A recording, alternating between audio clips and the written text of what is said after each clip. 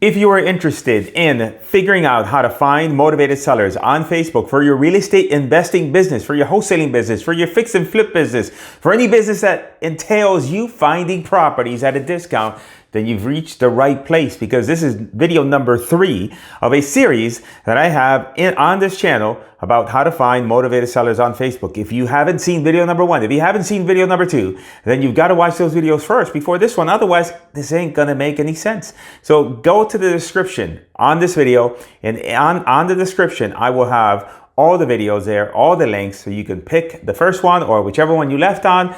And if you have watched number 1 and number 2, then you are at the right place. Here, you and I together, we're going to get right into it. And as always, I want you to make sure that you subscribe to the channel, because again, that is what motivates me to make these videos. And if you don't subscribe, then eventually I'll get depressed and I'll stop making all these videos. And at that point, then we'll blame that on you. We don't want that to happen. I don't want to make you feel bad.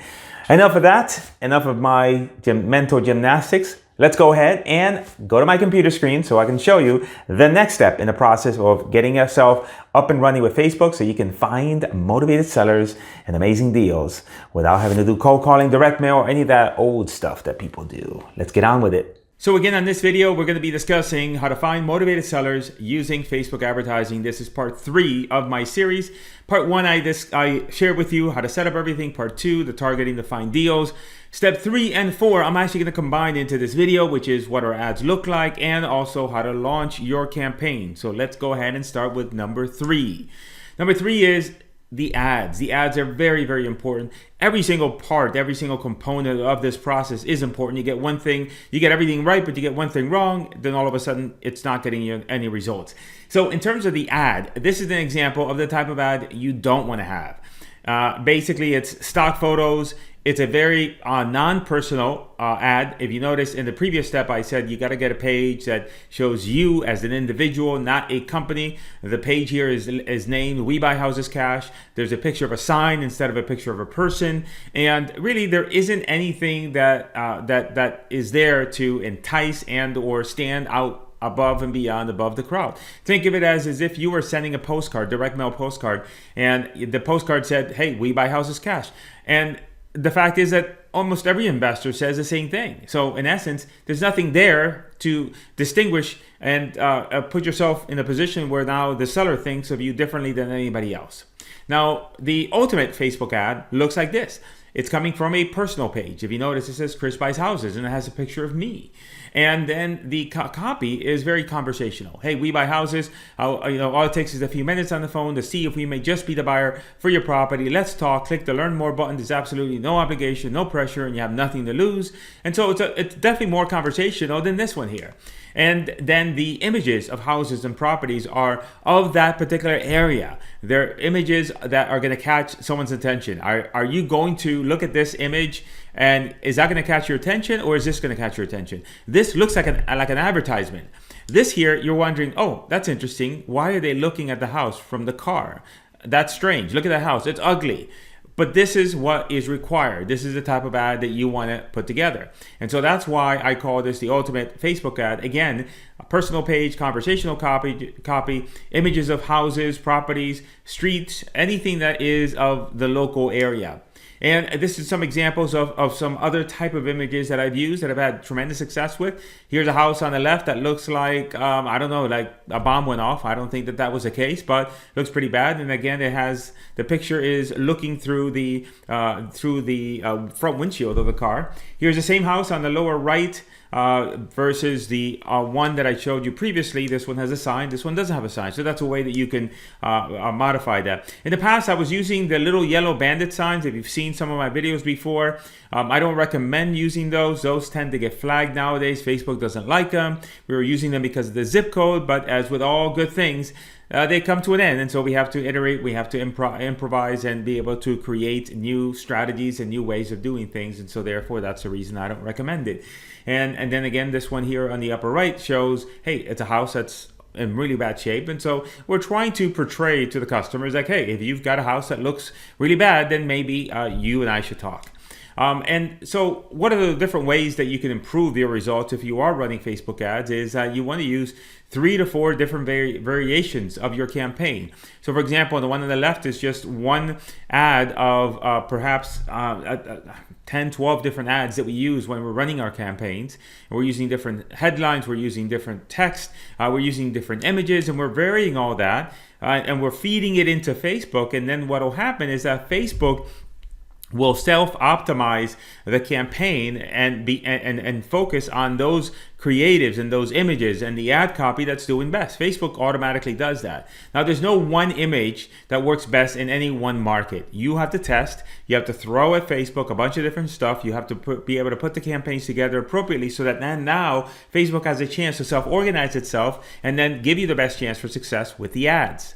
So what happens once you launch your campaigns? Well, the minute you begin your campaign, it's going to go live within an hour after you make it go live. And by live meaning that it's going to start showing to people in the geographic region that you selected.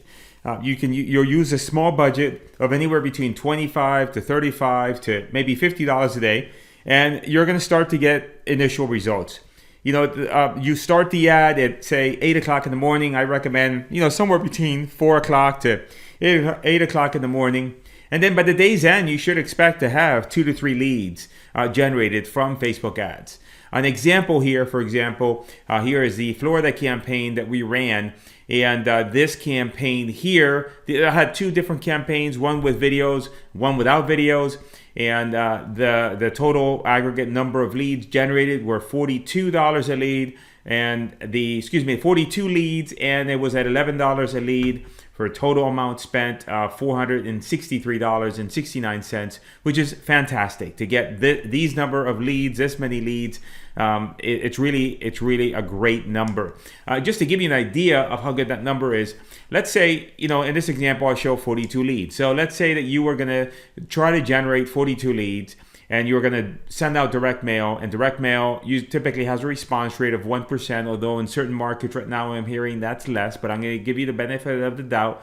1% response for postcards, that means that if you mailed 4,200 postcards, right? To get 42 leads, 1%, that means you have to send out 4,200 postcards. 4,200 postcards, you mailed at 40 cents each, you would have spent $1,680, right? $1,680. Bottom line, you would have had to spend, 3 times as much money to generate the same amount of leads that you would have done here with this campaign that I did in Florida here for $463, $500, right? And the best part about Facebook ads is that you don't have to spend thousands of dollars up front. So unlike direct mail, where you have to spend all that money now, you really have to, you can't just say, well, look, I'm going to spend $100 on postcards and see where that goes. You got to put in a significant amount of money into direct mail in order to know really what the results are.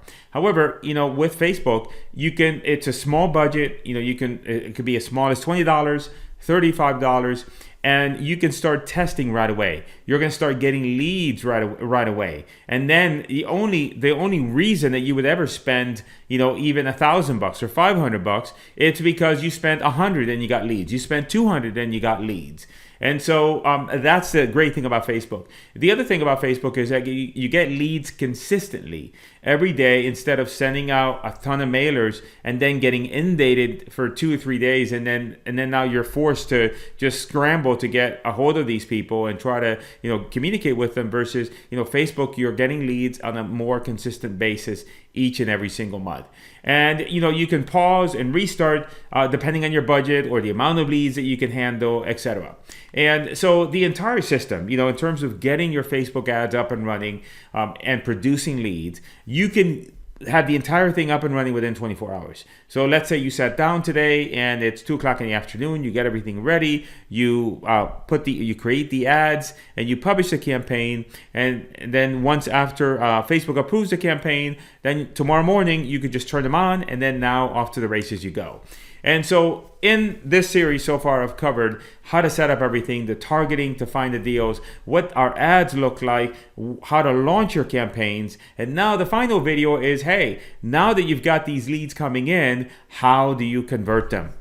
How do you turn these leads into cash in your bank account?